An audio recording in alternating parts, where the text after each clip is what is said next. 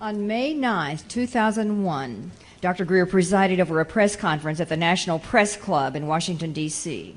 Over 20 military, government, intelligence, and corporate witnesses presented compelling testimony regarding the existence of extraterrestrial life forms visiting the planet and the reverse engineering of the energy and propulsion systems of these crafts. Over 1 billion people heard of this press conference through the webcast and subsequent media coverage, including BBC, CNN, CNN Worldwide, Voice of America, Pravda, Chinese, and Latin American media. The webcast had 250,000 people waiting online. Dr. Greer has met with and provided briefings for senior members of government, military, and intelligence operations in the United States and around the world, including senior CIA officials, Joint Chiefs of Staff, White House staff, senior members of Congress and congressional committees, senior United Nations leadership and diplomats, and senior military officials in the United Kingdom and in Europe. For 20 years, Dr. Greer has been a leader in the process of disclosure. Please welcome Dr. Stephen Greer to X Conference 2007. You know, a lot of conversation has happened, I'm sure, at this conference about, are we alone in the universe? Why are they here? What are we to do about it? What are we to make of all this? And before I came in here, I was talking to a gentleman from Mexico, and I said, you know, there's a wonderful saying, the world is as you are. And the reality is that the world has to become what our higher vision within us can perceive. We manifest this world. Our civilization and everything in it is a result of our individual and collective consciousness, thought, and action. And once we understand that and move in the direction of that good future, which awaits humanity, we will have an entirely new civilization on Earth. The reason it hasn't happened is that, sure, there's a cabal of people who enjoy all the geopolitical power that goes with a centralized economic, energy, transportation system. And it's this permanent government that, when I was doing a press conference with Paul Hellyer, he was talking about, that, you know, there are two governments here. There's the government we elect and appoint, which usually, hate to say it, couldn't find their ass in a well-lighted room with both hands, with a few notable exceptions. And then there's this permanent government. And that permanent government, or bureaucracy, at the top, there are 200 or 300 people on a committee, and I've met with some of them, who basically enjoy being masters of the universe, or so they think. But as I said once to the head of Army Intelligence, you guys make your plan, but there's another plan. And there's a plan that's going to trump this plan of secrecy, domination, disinformation, fear-mongering, and warmongering. And it's coming, so get ready, because it's going to happen. And to which he said, you may be right. In the meanwhile, we're running this show. The whole idea here is that there are folks who want to control the Earth and the Earth's people. And essentially, we're their vassals, and they like to be their masters. There's a thing called the school. Literally, that's all it's called, that they are sent to, so that they can learn to attain an adequate level of megalomania to step, it's true, to step into that role.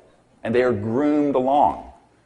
It has nothing to do with whether someone is the President of the United States or not. Some have known, some have not. Some have known a little, some have been told nothing. Most, if they know anything, have found out what they have been told to manipulate them into certain actions.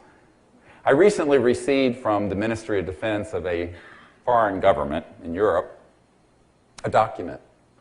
And in this document, it explains how Eisenhower had a meeting in 1954 with extraterrestrial people, and that he wanted to disclose their presence and bring out this information and technologies. Within 6 months of that, if you go back and look through all the aerospace journals, all references to anti-gravity, these high-end electromagnetic systems disappear from open source literature. Not a coincidence. What Eisenhower warned us about, the military-industrial complex, overtook and trumped his power. And it was during his watch that we lost control of this issue, sadly, to this day. By the time Jack Kennedy came along, Kennedy wanted to deal with it, and he was furious that he was being denied the controls. He knew about it, and we have a witness who was with him flying in where he was briefed specifically on this issue. And in this interview, this colonel says, you know, the president said that he knew this was true, that we were being visited, but the whole matter was out of his hands, and he didn't know why. And then this man, an older colonel, Air Force guy, breaks into tears. He ran Air Force One for Jack Kennedy. That was in June of 1963, and he was dead in November. We have a document where it pretty well establishes that Marilyn Monroe was killed because she was going to tell the media what she knew about this. And this angered the Kennedys quite a bit. She was on the phone calling Bobby Kennedy, and this is in our book, Disclosure, as well as ET Contact. And in this document, it's interesting, it has all the correct project code names and code numbers for that era. Project Moondust, Project 46, I'll give you a more current one, 3452. Do you know people in that compartment? And essentially, Marilyn didn't know what she was dealing with. So Marilyn Monroe was threatening in these phone calls to call up the media and tell the world what Jack Kennedy had told her in Pillow Talk, that we're not alone, and that he had seen the bodies and the materiel, but that he didn't have control of the matter. The document specifically references the crash in New Mexico in the 1940s, specifically. And it's a top secret document that's not been declassified, that was given to me by a gentleman whose family's been connected into the National Security Agency for many years. And then we go into the 70s. Nixon wanted to do this, but Nixon had been president of the Space Council for Eisenhower and was one of the people who had actually worked behind the scenes in a Machiavellian maneuver to betray Eisenhower. But when he became the president of the United States, he says, "Now I'll do this." And they said, this committee said, "No, you won't." And he had a tape prepared where he was going to disclose this information. And then a young reporter with the Washington Post, who happened to have just arrived from the Office of Naval Intelligence, this is a matter of open source information, named Bob Woodard, managed to have this deep throat who gave all this information that resulted in his impeachment. The impeachment of the president. Bob Woodard, if you remember the Watergate event? Okay. Stay with me, buddy. We're going to go fast.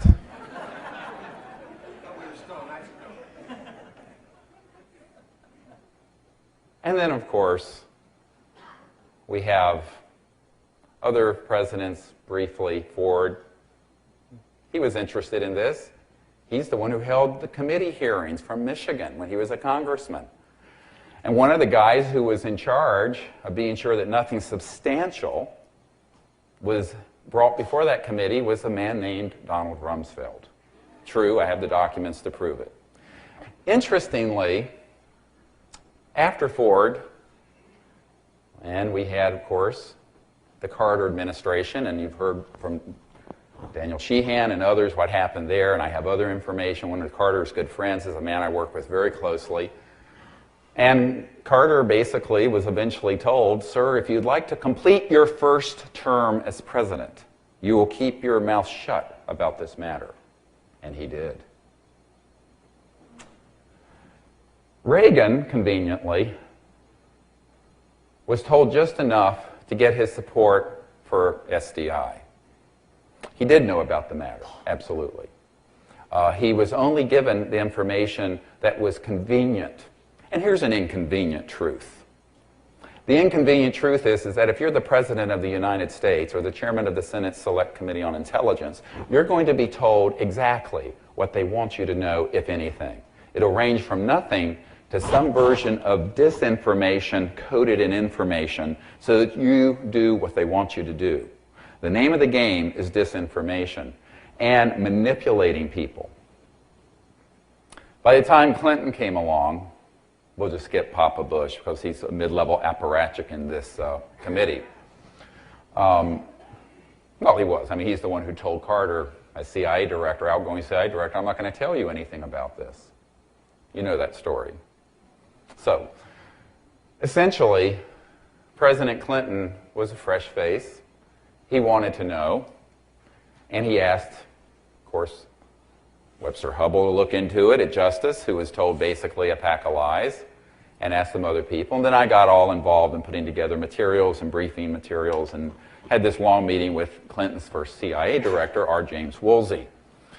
But the bottom line is that one of Clinton's friends, who is a political operative from Minnesota, came to my home after I spent all this time putting this together for the president and said, well, you know what?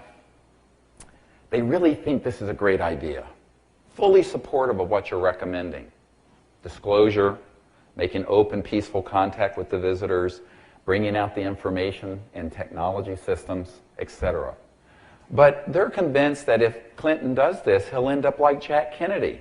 And I burst out laughing. I'm not kidding. This is in 1994. He stops me. And I'm sitting at the table with my 4 daughters, God bless them, and my wife at our home.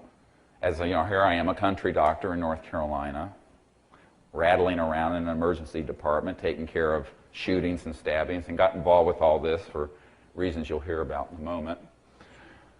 And I'm thinking, this guy's got to be joking. I mean, and he said, but they think you should do this. I go, what are you talking about?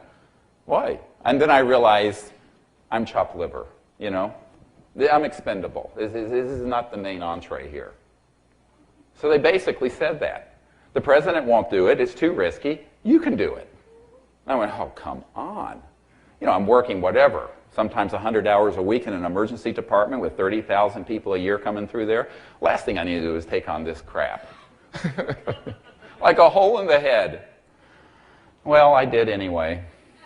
I'm a sucker for causes that need to be done. And so I decided, you know what, we'll do it. But then we turned to members of Congress.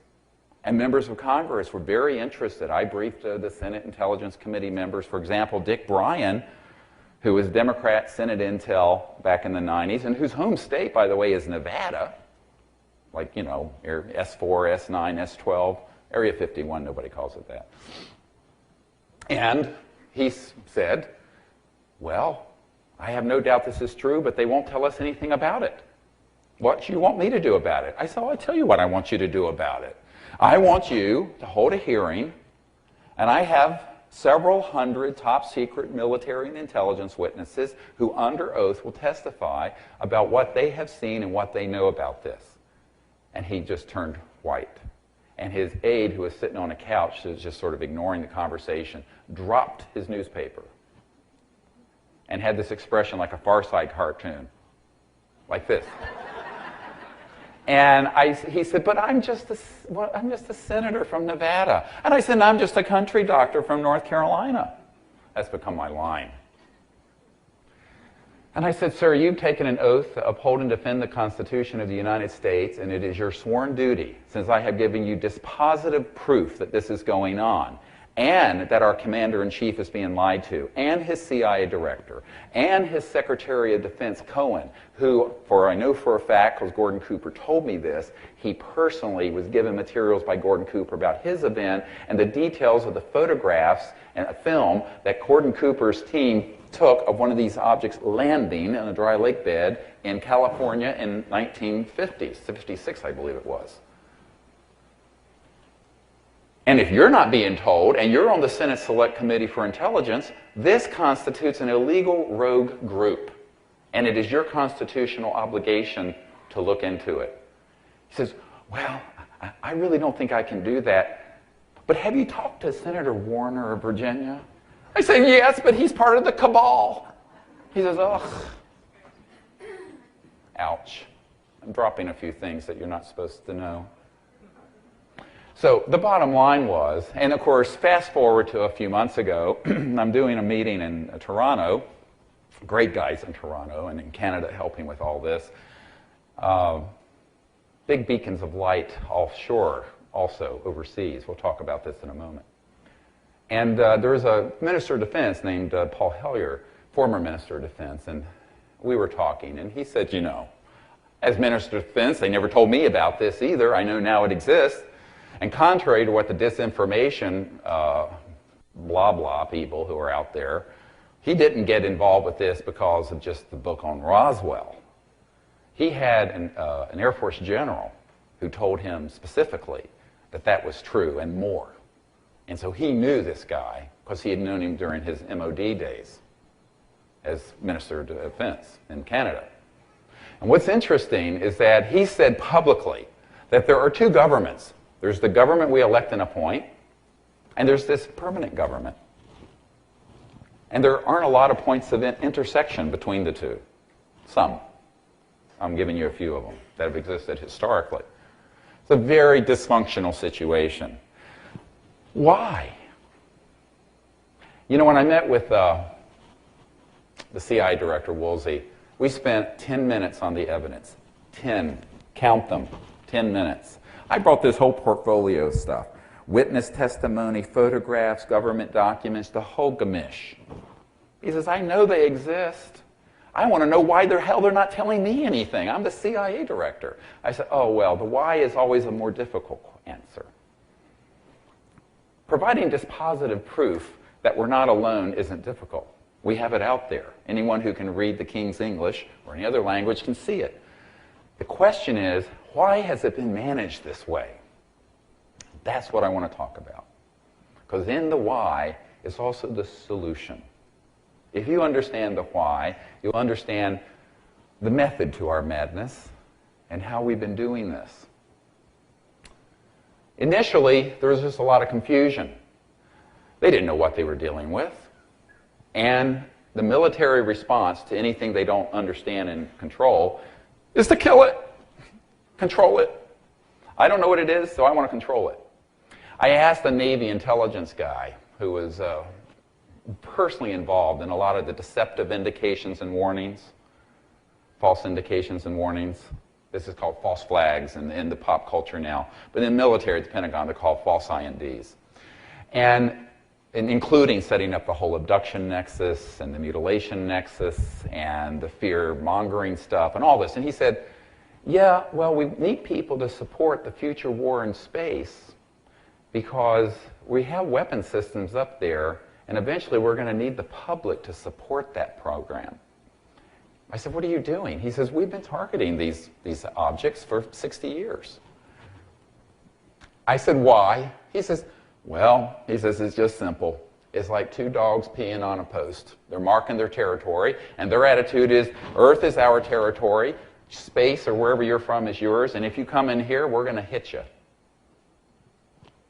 Now, you need to know that the electromagnetic breakthroughs of Nikola Tesla and others that existed in 1900 and 1920 and 1930 were fully operational by 1947. Anyone who thinks that an extraterrestrial interstellar vehicle comes through interstellar space and loses its way over New Mexico and in Roswell and crashes,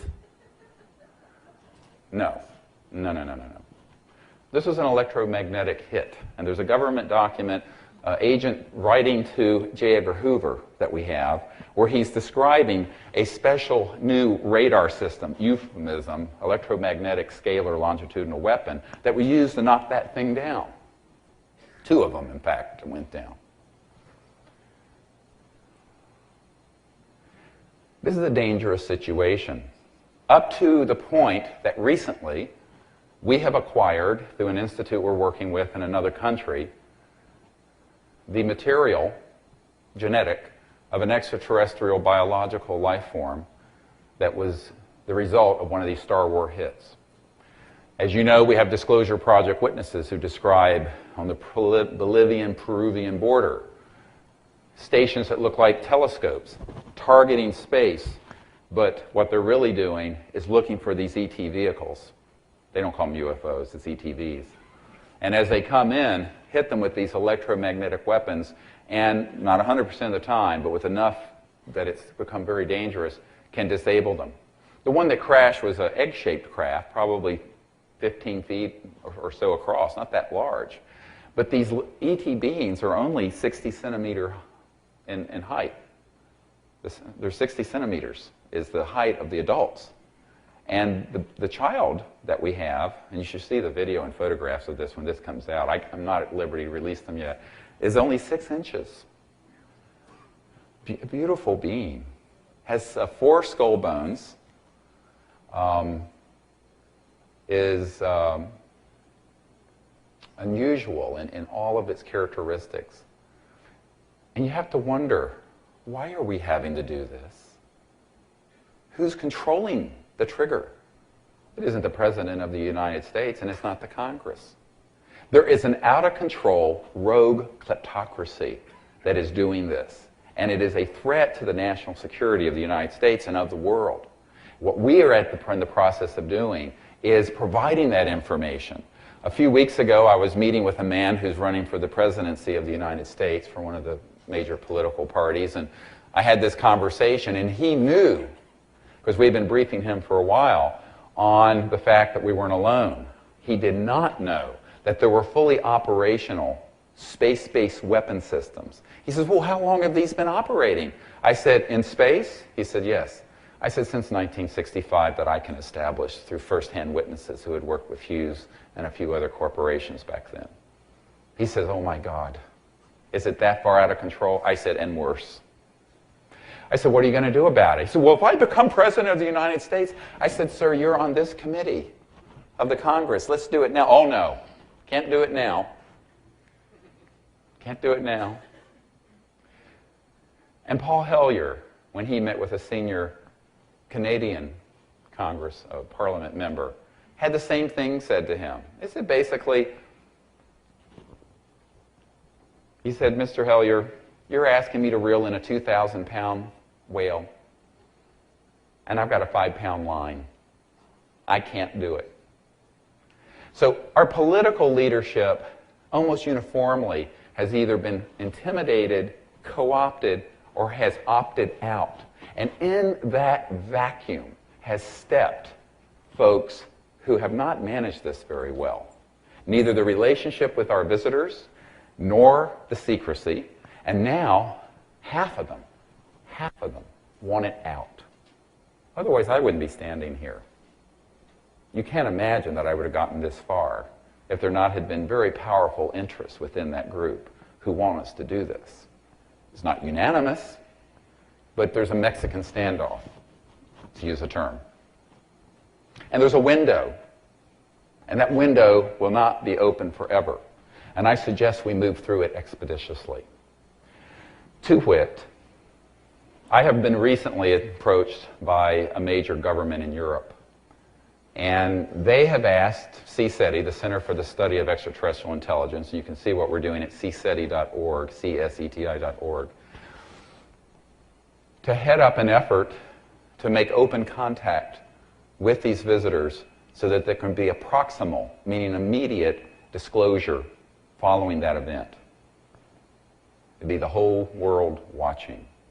They know how dangerous the secrecy is. They are fed up with it, and the whole European axis is in a process of defecting. This is why in the United Kingdom they found these 8,000 or 9,000 cases of top secret documents that they're now releasing. That's why the French Space Agency, CNES, has released 100,000 pages of previously classified material. That's why there are even senior officials at the Vatican who are saying, it's time, let's bring this out. James Jesus Angleton, yeah, so it's time. Now what's exciting about it, but also kind of risky, is that it's not 100% consensus. And this rogue international group can be rather nasty.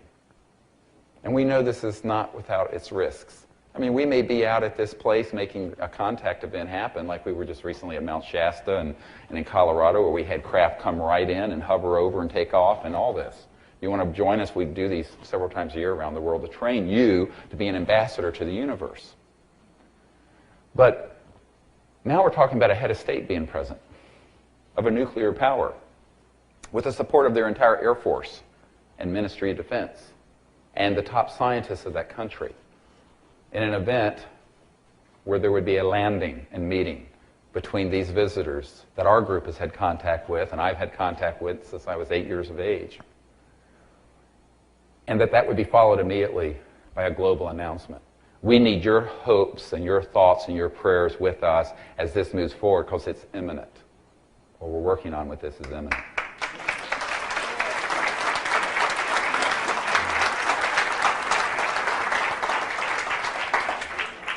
And there are risks. And at this point, this head of state is still reviewing the protocols and considering to go or no go. If it's a go, it'll be out of the office of the head of state of this country, because it's been taken out of the hands of just the Ministry of Defense. It would be the first open contact between these visitors and an organized, legitimate government in the world since Eisenhower had his meeting in 1954. And I was told by a senior person at this Ministry of Defense, you should see the documents about this event. Someday they'll be really amazingly historic, and I wish I could give them to you now. I'm not permitted to. But they talk about making a long-term commitment on this journey together into this interstellar contact. It's beautiful, the vision behind it. And guess what? They've been looking to us for the leadership to do this. And 15 years ago, when I started this effort, I said, you know, if the people will lead, the leaders will follow. And that's what's happening. So don't think that you have no power in all this. You really hold the key. Because half of this kleptocracy that's been sitting on all this information and technologies are now wanting this to happen. The other half probably want them to go away. And there's a window open.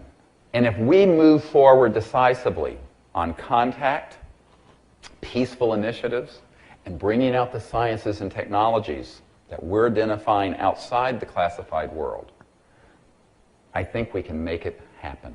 We've created the vehicle to move it. But we now have to have the whole masses of the public behind it. Because remember, this secrecy has benefited a very small percentage of the world's population. I guess if you own $1 trillion oil field, or a major transnational corporation, or the entire financial system, and you're in control of printing, the printing presses out there that print money, which is what a lot of it's about, this is not the best news. Why? Because the secrecy has to do about a couple of key points. One is that if the truth were known that we're not alone, some of the orthodoxy of fundamentalist and particularly eschatological belief systems would collapse. I was told specifically by a senior scientist at Jet Propulsion Laboratory that in fact there were ancient structures, not only on Moon but on Mars, and that they were of an extraterrestrial civilization, and they did have a connection to early Earth civilization. But that if this were disclosed, certain fundamentalist and orthodox belief systems around the world would collapse. And that's true. And you know what I said to him? Good. It's time. This is childhood's end. Let's move on. You know, anyone who thinks the world's 6,000 years old, do you really need to make policy for them? I'm sorry, please. Jeez, they're galactically brain dead. Now, the other issue has to do with power. Now, let me talk about this for a moment, because it's not about, people think it's money, because obviously the propulsion system behind these things that you've seen, they're not using Exxon Jet A fuel, I can assure you, or solid rocket boosters, or anything like that. They're using what we know has been developed for decades within the classified world, and actually way precedes the modern UFO era of the 1940s. Nikola Tesla and his coterie and colleagues at that time had electromagnetic systems that were over unity or free energy that would run this building. But J.P. Morgan and Old Man Westinghouse didn't want it out then. It's the same game. Nothing's changed in 100 years. The more things change, the more they stay the same. Because what we're talking about here our energy and propulsion systems, something that would fit on this pedestal, that would run your home or your car, and would extract energy from the so-called flux field, the electromagnetic flux field that's in the space around us. And it's estimated that every cubic centimeter of space in this room has enough energy to run the Earth for one day, meaning that it'd be like taking a thimble of water out of the Great Lakes. It'd be trivial, and it's constantly replenished. How do you think the original hydrogen atoms from the Big Bang, if you believe in that theory, I'm not so sure, but say it's 13 to 15 billion years old, how is that hydrogen atom still running? How are those subatomic particles still moving? What is the engine at that level? That's what we're talking about. And it's not about nuclear power, it's about the power of the quantum vacuum, the potential within space right here, not outer space, but the space of this room. And this started to be discovered in the late 1800s and early 1900s by people like Faraday, Tesla, and others. Stubblefield, who made the Earth battery. I have a picture of Stubblefield with Tesla in 1902 after they demonstrated this in Washington. 1902, 105 years ago.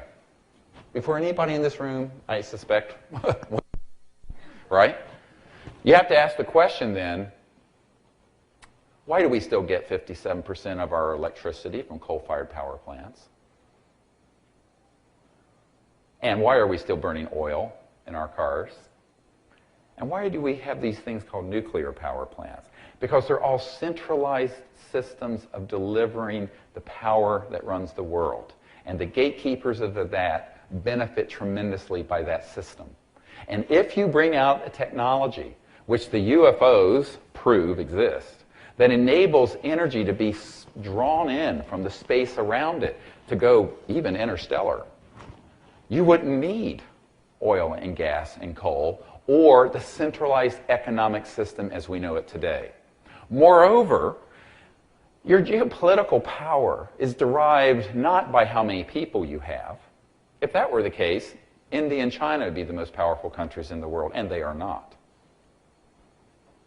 It is derived from your economic prowess and technological ability and all the resulting benefits thereof.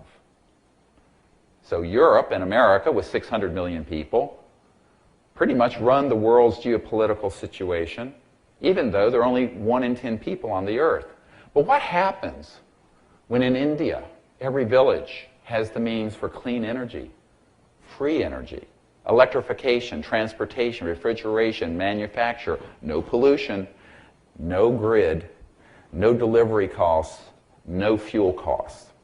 Bam! You have a world where this is the tide that will lift all ships.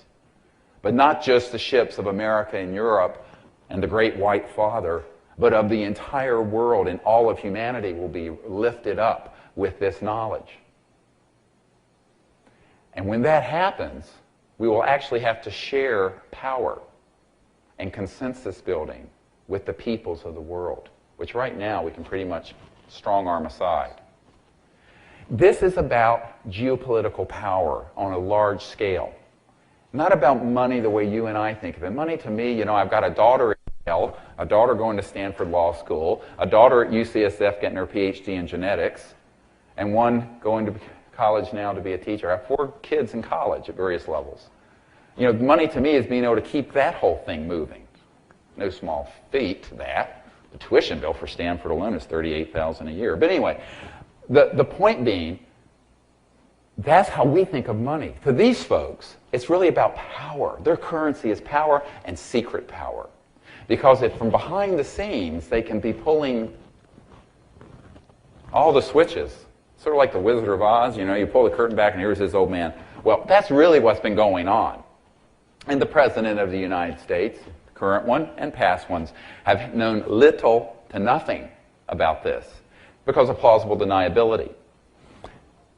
If it was known, good people would work to have it disclosed.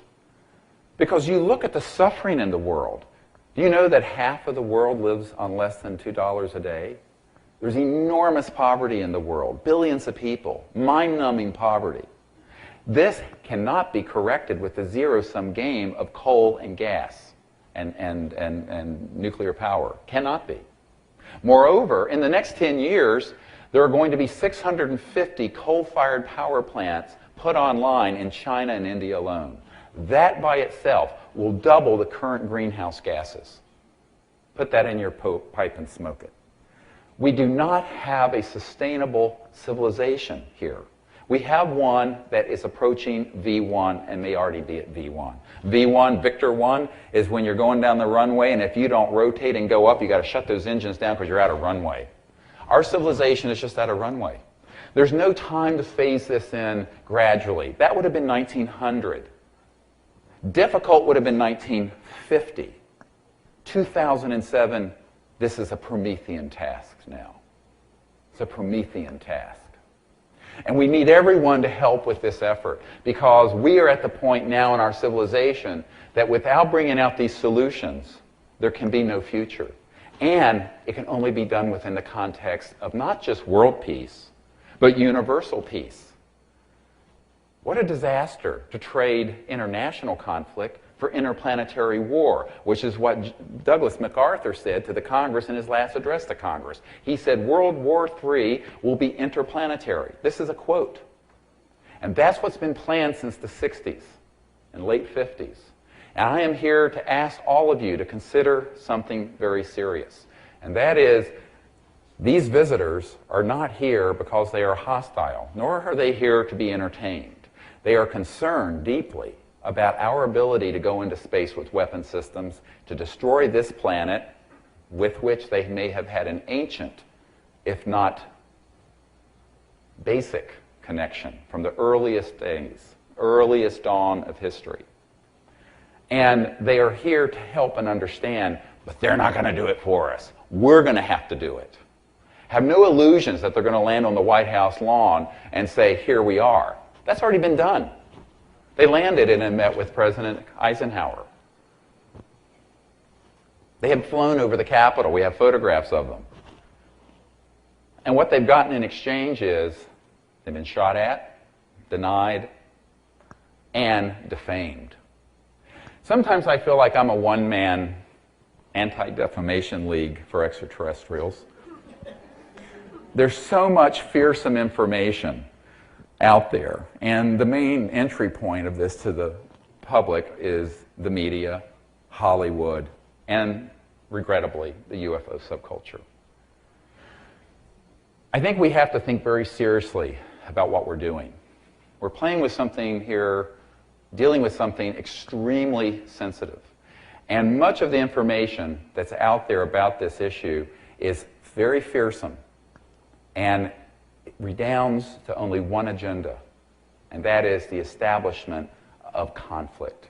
Even if you feel there's one extraterrestrial race that's bad and they're here for the wrong reasons, if that is what we decide as a people, then that will be the entry point for this military-industrial complex to say, yes, but we've got the solution. Let's unite the world, like the movie Independence Day, and let's kick alien butt. You remember the movie? And Will Smith says that? That's a script. That's a script running. And this is a very dangerous script, because most of the people, if you go, I've given talks in kindergartners, and they say to me, well, aren't you afraid they're going to come and hurt you and take you out? I mean, there's all this fear. It's seeped into the entirety of our subculture. And in that nexus of fear, enormous control is being exercised and will be exercised in the future. God help us if this disclosure events of the future and the contact that will be happening in the future gets put into that crab pot of stinking mythology and fear. Because if it does, we're all headed into something way past DEFCON 5. DEFCON 5 is nuclear launch, global. This is a very serious issue that we need to think deeply about. Who benefits from the fear that's put out there about these visitors? Well, some booksellers, and some media people. The big beneficiaries are the military-industrial complex and those who would like to see the world united around fear. What CSETI has done is for 17 years is to go out all over the world and establish protocols to contact these visitors. And we have. And we have never been frightened, and we've never been threatened, and we've never been harmed. On the other hand, I have numerous military witnesses who have worked in underground facilities where little things that look like the Greys are grown and are genetic experiments by humans and have been put on ARVs, alien reproduction vehicles made by Lockheed, Northrop, and a few other companies, and have been used to scare the bejeebies out of people. Yes, this truth is stranger than any fiction you'll ever read. I had a man, after I gave a talk in Salt Lake City recently, came up to me, waited for hours trying to get to me. He says, "Do you know," and he had been in one of the facilities out in Utah, "that these things a lot of people are describing are actually man-made, that we've been growing them?" I said, "Oh, yes, of course. You're talking about the PLFs, programmed life forms." I said, "Yes, of course. Everyone knows that who studied this with any assiduous due diligence.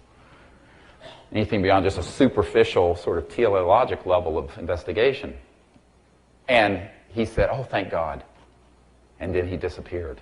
He didn't want to be identified. Do not let all the fear overtake your senses. You know, we have to be open-minded, but not so open-minded our brains fall out onto the floor.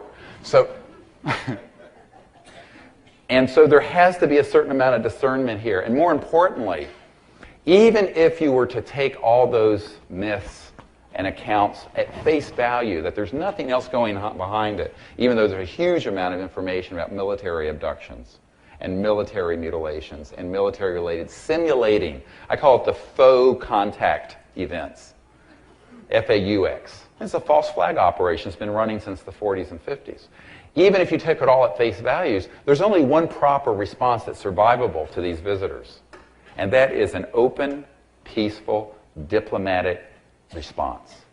If you think that there's going to be a solution that's military and that involves conflict and this sort of false dialectic that's been created, you're sadly mistaken, because the technologies that enable you to travel through interstellar distances would make a hydrogen bomb look like a Tinker toy. It's not an option. There's one possible future.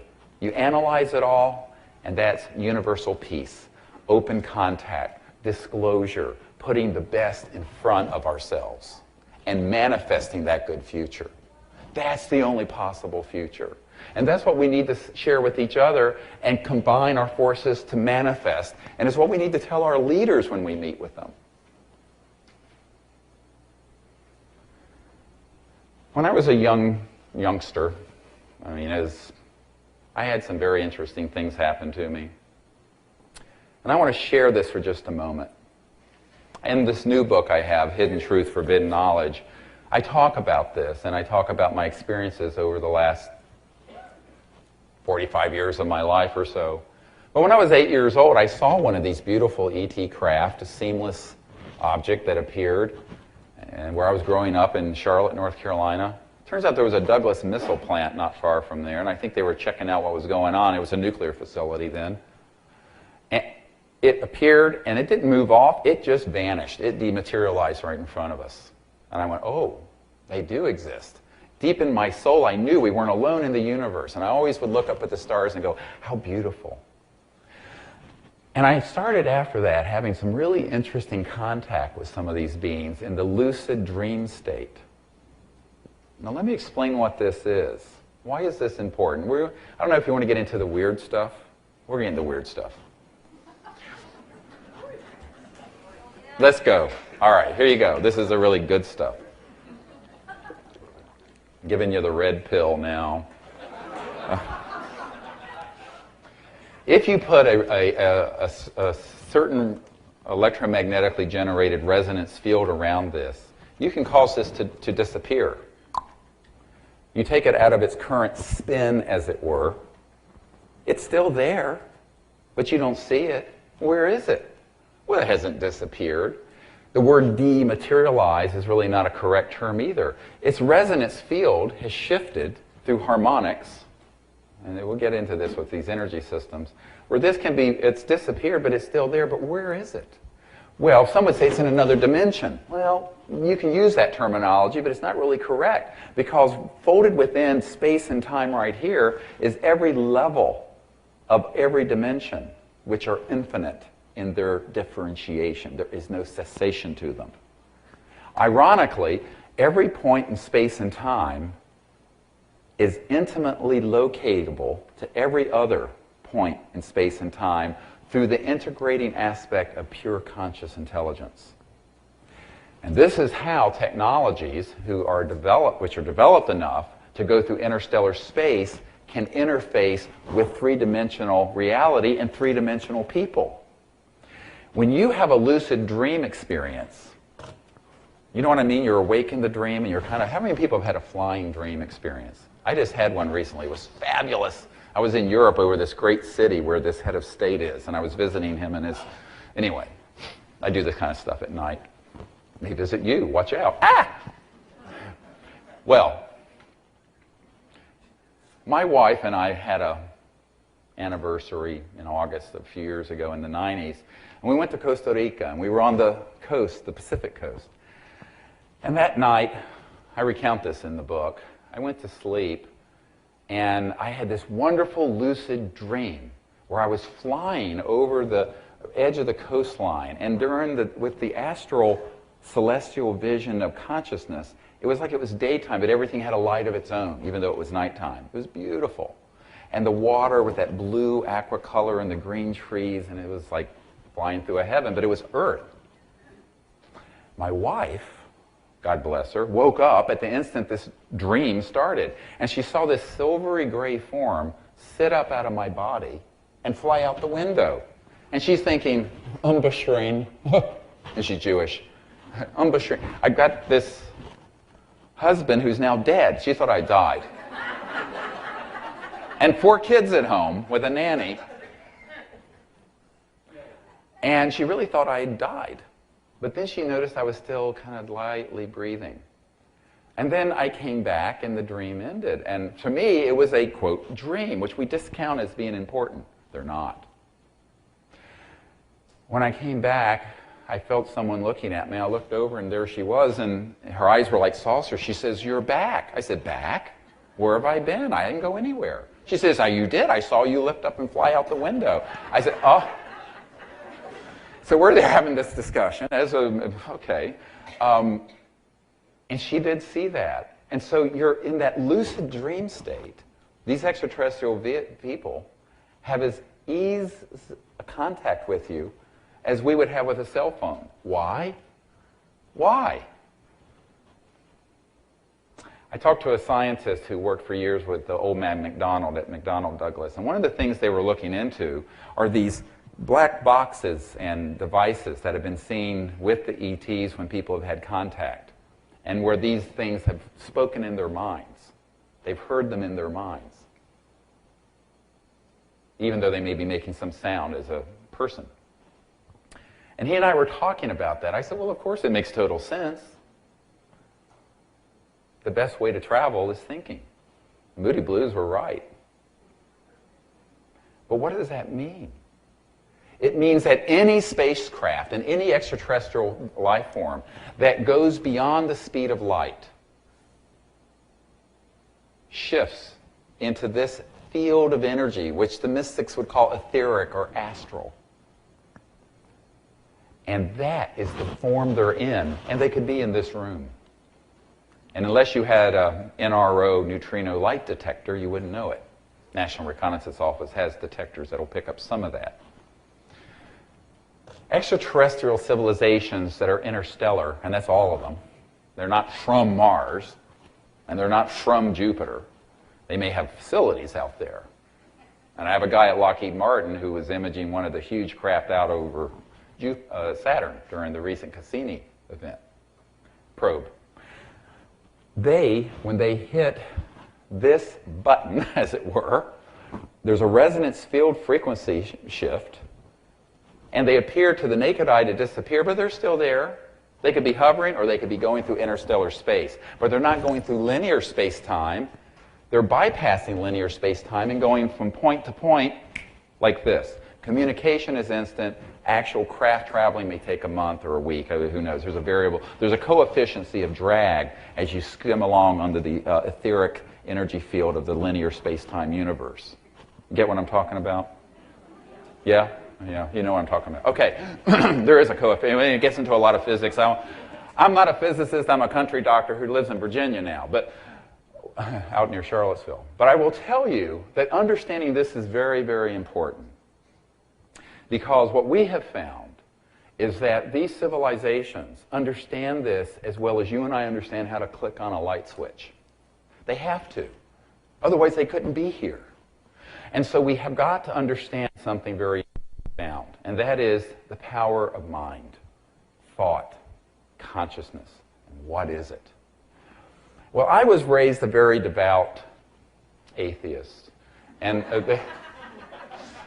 my parents were actually Unitarian and very kind of more libertarian in their view and what have you, but I was told nothing existed that you couldn't put in a test tube and what have you. And many of you know that my maternal uncle was the senior project engineer that built the lunar module that took Neil Armstrong to the moon. And yes, we did land there. It's just that you weren't shown what happened when we did. That's another discussion. But what's interesting is that when you look at the sciences of consciousness, that is the key to understanding how extraterrestrial civilizations are communicating, how they appear, how they vanish, what have you. Now, I know this sounds a little wishy-washy to some people who are kind of hardcore linear scientists, but you have to consider this. What happens when you go beyond the speed of light? What are you? You cannot stay in this form. You're not. And where have you shifted to? You're intimately connected at that point to what the mystics would have called the field of conscious thought, that realm. Now, it's a little more differentiated than just thought. It's not as fine as thought, but it's that stuff. And communication, absolutely. All of their communication systems are consciousness interface. Because these ETs, when they're in their vehicles, they're connecting to it, and their mind is connecting to the craft, and there is a bio-electromagnetic field and conscious thought field connected into the guidance system. Absolutely.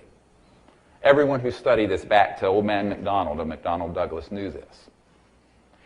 Well, if you understand that, you can then understand how you can make contact.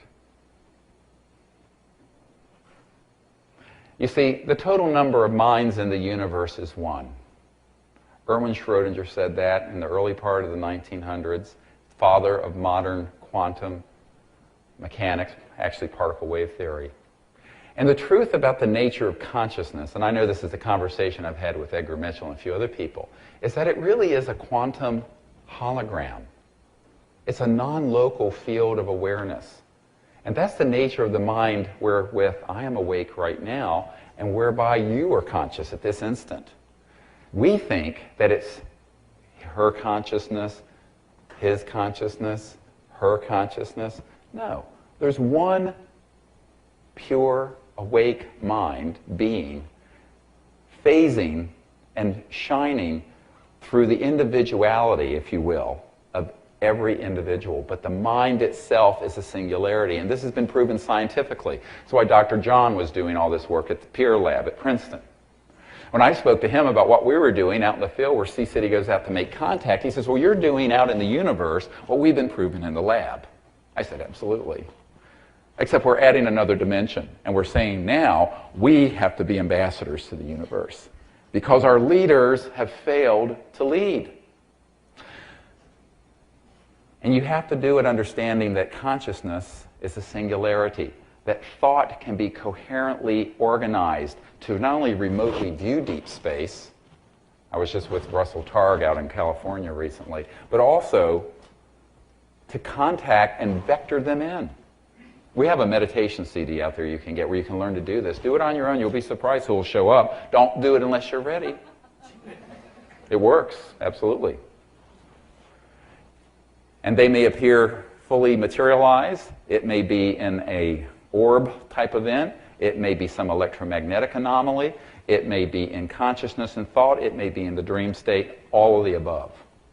Why? Because this spectrum of reality that ranges from the field of the absolute and the unbounded mind all the way to physical, three-dimensional matter and space-time is a single, continuous resonance field.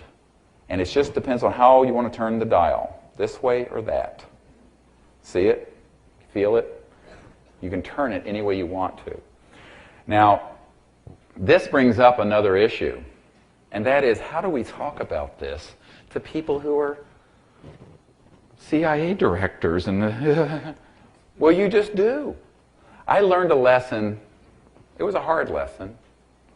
On December 13th of 1993, and you've heard of some of what Rockefeller was trying to do, and separately we were making our own initiatives. And when I was meeting with the CIA director, the cover story for that meeting was a dinner party at this townhouse over in Arlington. And the guy hosting it, imagine this, doesn't even tell his wife till that day who's coming for dinner. Guess what, honey? Guess who's coming for dinner? Who? Oh, well, the CIA director and this guy, Dr. Greer, who's an expert on extraterrestrials. And he goes, oh, poor lady. Anyway, she was very gracious. And we had a lovely meeting. And all this discussion went forward. And we talked about why the secrecy existed and why they wouldn't really tell the president about it or his CIA director, and why Cohen, Secretary of Defense, Cohen was being blocked. Because they were in favor of disclosure, and they didn't want to go along with the secrecy. They tell you if you're in favor of the secrecy. It's simple. But at one point, his wife, who was there, now this sounds terrible, but because the cover story for this was a dinner party, which later, subsequently, that's all they said it was, which is a lie. You know, a lot of these folks, how do you know they're lying? Their lips are moving. But when we had this discussion, the CIA director's wife, Dr. Woolsey, Sue Woolsey, was the chief operating officer of the National Academy of Sciences. And she asked me, how are these craft and these civilizations communicating through interstellar distances? And I went, oh God, do I tell her some namby-pamby thing that would sound good to a physicist? Or do I tell her the truth and lose all my credibility? I said, well, you know what? This was a sort of a coming to Jesus moment, as we say in the South. I had to decide. I'm from North Carolina.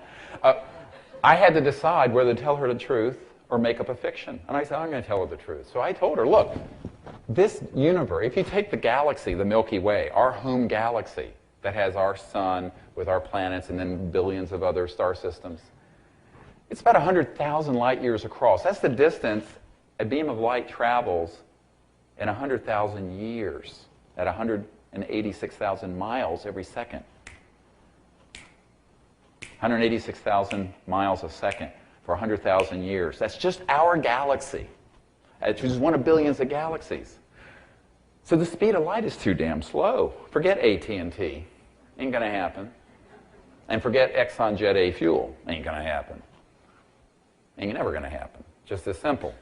So what has happened is that they are using technologies that interface with thought and this resonant field of conscious intelligence, and doing so to another node, another device, reliably. So it's instantaneous between any distance in space. Because even if a star system was 1,000 light years away, 1% of the distance across the galaxy, if it was traveling at the speed of light for a signal, like the SETI project, the Search for Extraterrestrial Intelligence, we're listening. Yeah. Right, whatever. Even our classified projects haven't used that nonsense for 60 years. The bottom line is, you're not going to be able to communicate in someone's lifetime at the speed of light. Because if you said, hi, how are you doing? Let's say you're an ET from a star system out there. For them to say, fine, how are you today? How long did that just take if you're 1,000 light years away? 2,000 years, a time since the birth of Christ. To say, hello, how are you? Fine, thank you very much. The speed of light isn't viable. So then you have to get into modulated technologies that deal with these resonant harmonic fields that go beyond, and they do. and they interface very directly. So ET civilizations have technologies that can not only pick that up as we project it, but can also use that as a guidance system. Now, how did I discover this little nugget? Well, this is a rather interesting story. I mentioned to you that I was raised a devout atheist, but something happened on the way to that catechism. And that is when I was 17 years of age, I got very sick. And you know, teenage boys, you know, I was always sort of athletic and a jock, and I did this thing where I injured my left thigh. And there's a little piece of this muscle missing to this day. Not that little piece, but that big around.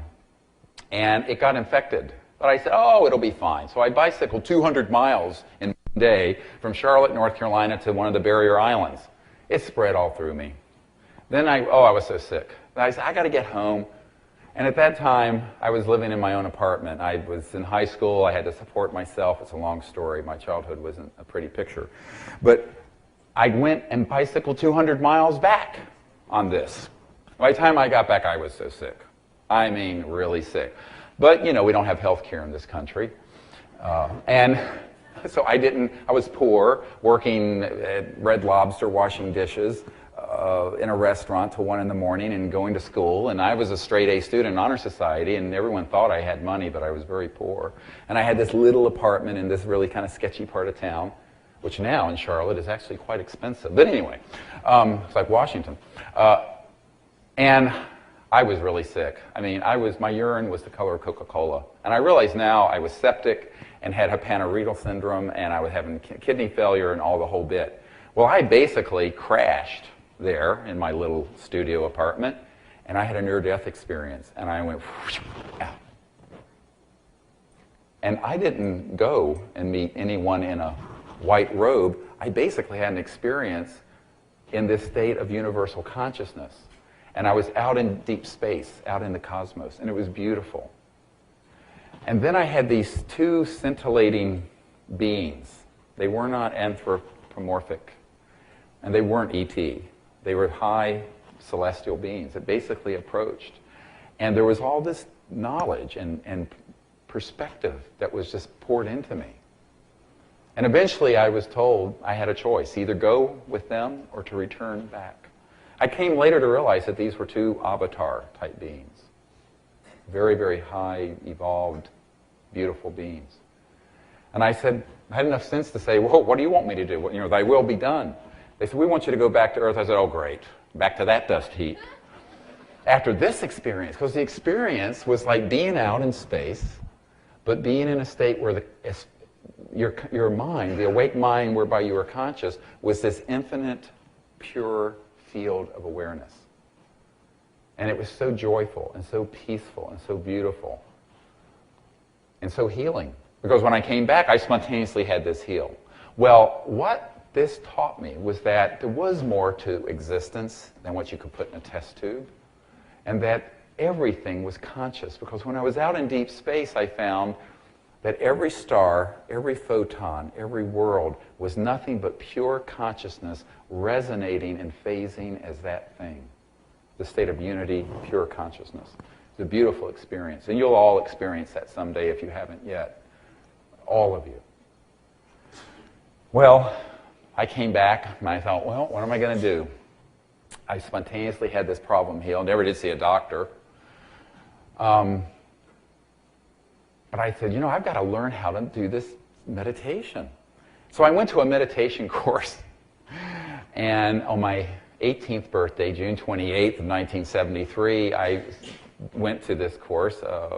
Back then, everybody was doing this transcendental meditation stuff, you know. So I sat and I meditated, and I went right back into that state of unbounded mind. Because it was very fresh. That had happened in March. This was in June. And afterwards, about 20 minutes, the teacher looked over at me and said, you transcended, didn't you? I said, yes, isn't that what we're supposed to do? See, the nice thing about being raised an atheist is that I didn't know you weren't supposed to be able to do this easily. And you can. And I was nothing special, believe me. I mean, lower than whatever. I'm just a very common person. So what the message in this was, don't listen to people who give you messages that you can't do things because you can't do them and they're hard or they're... You can. You know, as ye have faith, shall your powers and blessings be. So at this point, I began to practice this. And I went off to college, and I was up in the mountains of North Carolina. And I had this deep love for those mountains. And my grandma was Cherokee. My dad's half Cherokee. My twin sister looks very Cherokee.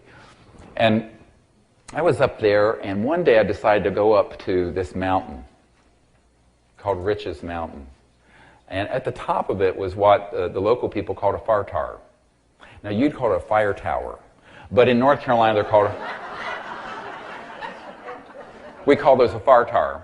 So I was hiking up to this fire tower, and well, I mean, and it was a beautiful day in October of '73. Yom Kippur War was going on, and I go up there to meditate where there's this fire tower, and as I'm getting up there, it's close to sunset, and this same spacecraft I saw when I was a child materialized, just appeared in the kind of west-southwest. And I went, oh, they're back. And didn't think anything more about it. And then it winked out, vanished. Beautiful, but it was very big, and perfectly silvery sort of shape like that. Well, I sat to meditate and went into this deep meditation and had this experience of cosmic awareness again. And afterwards, I was in a meditation so long, it got very dark, and it was crystal clear. You could see the Milky Way galaxy.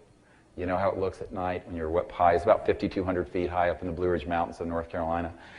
And I stood up, and I was told, I mean, this thought came in very clearly, behold what a beautiful universe God has made. And with that, I went right back into that state I experienced in my near-death experience, except I was in my body now. Then I wondered, what's going on? And over beside me, I realized, was this person. And I don't know how tall he was, not as tall as I am. I'm 6'4", maybe he was 5 feet, and touched me on my right shoulder. My ski jacket I had, it was cold up there that time of year, indented, and all the hair on my head just went, and I used to have hair then, and longer too. This is the 70s. And so, boom. And I went into this state. No, and I've never done any drugs. This was absolutely lucid. And I realized the craft was there on the edge of the mountain. It dropped off. And boom, like that, I was on this craft. And we co-created the CE5 initiative. If you know, you've heard of the CE5 initiative, where we go out, go into this sort of group meditation, do the remote viewing, coherently see these craft, vector them into your location, so you're out in space, you see the Earth, North America, East Coast, Washington, going west, Gaithersburg, this hotel, zip. And you stay in that state for several hours, continuous, coherent thought sequencing, like a laser. So you know laser light is coherent light. This is thought that's coherent, resonating and phasing from this pure state of unbounded mind, because then you're non-local. How do you see another star system? You can go within and see it. And then they appear. And we have had this happen hundreds and thousands of times. After this was shown to me, I didn't know what to do with it. I mean, I'm 18 years old, and I'm thinking, you got to be nuts. So I go to bed the following night. By the way, I come back down from this thing, and I have this strange anti-gravity field around me where I can go from here to like where the dog is over there in one leap. It was like Moonwalker. It was weird. It was beautiful. It was almost levitating. But it was because I had this lightness. My physical body was very altered. And stayed that way all the way till I got down to town, and then the town was empty. I thought the Yom Kippur War ended up in DEFCON 5. We gone the nuclear war, because I thought it was maybe 9 o'clock or 10 o'clock. Turns out it was 12 or 1, very late, and I got locked out of the dorm, the whole thing. Back then they had curfews. Well, I started practicing this, and then every night there'd be all these sightings of these craft all over that part of the mountains of North Carolina. The Rangers were reporting, it was all in the media, and I said, ooh, I wonder if that's... And so I stopped, and it'd stop. Then I'd do it again, and it'd start again. So then finally I said, I shouldn't do this unless I have a good reason. And that was in 1973. But in 1975, I went off. I finally decided I wanted to become a meditation teacher. So in my misspent youth, when everybody else was doing drugs and chasing skirts, I was in learning to become a teacher of meditation. So I did that, and I was up in the Isla, the French Maritime Alps. And I was on this course, and I had some friends, one or two of whom knew I had had this kind of experience in my previous couple years.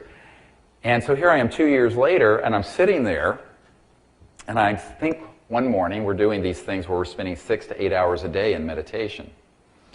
And so I thought, well, I'm going to try this and see if it works. So I did. So I go into this state, remote view deep space, see the craft, see these beings, invite them to come, boom, and show them where I am up in the French Maritime Alps. Zip. Well, we go out after lunch and go walking in the mountains outside of the hotel in Isla, and I'm with a whole group of people, and all of a sudden this gorgeous tetrahedral shaped craft materializes in this crystal blue sky, 1 o'clock in the afternoon. I mean, this is very clear. And it starts floating silently towards us, descending.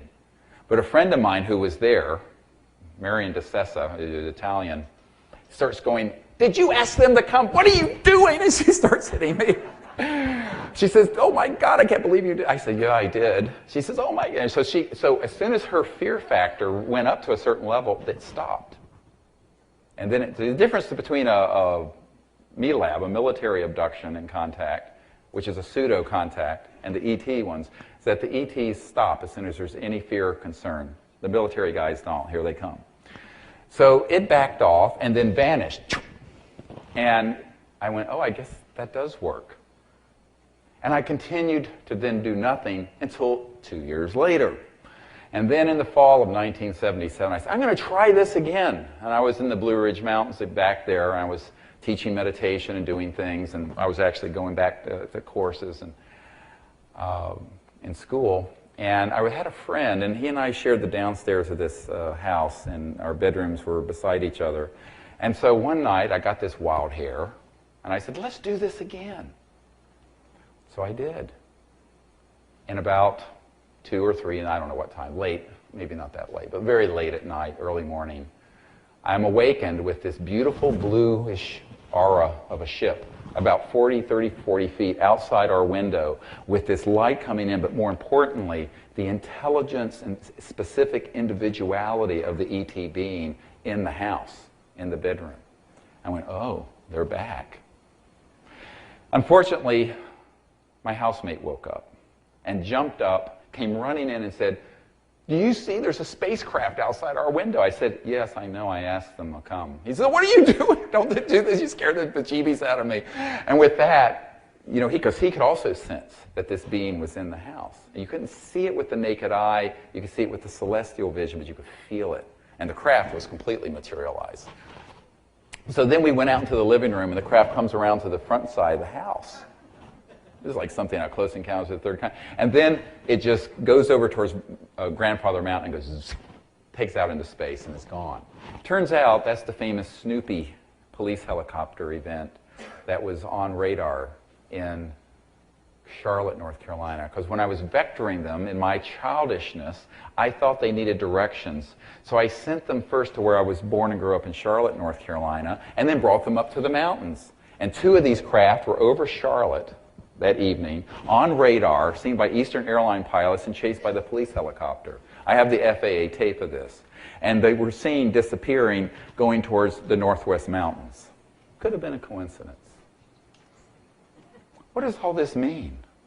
It means that each of us have within us the entirety of our universe.